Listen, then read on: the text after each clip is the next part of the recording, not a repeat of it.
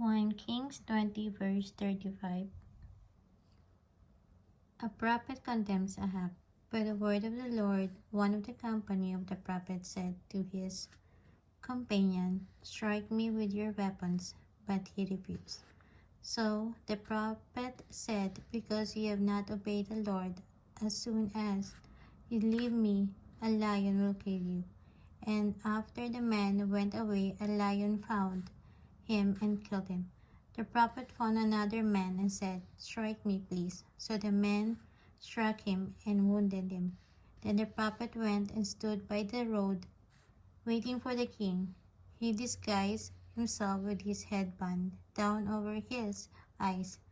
As the king passed by, the prophet called out to him, "Your servant went into the thick of the battle, and someone came to me with a captive and said, 'Guard this man.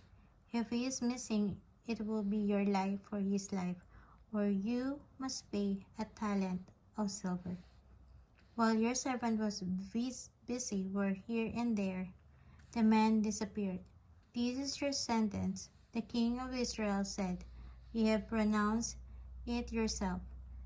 Then the prophet quickly removed the headband from his eyes, and the king of Israel recognized him as one of the prophets. He said to the king, "This is what the Lord says. You have set free a man I had determined should die. Therefore it is your life for his life, your people for his people."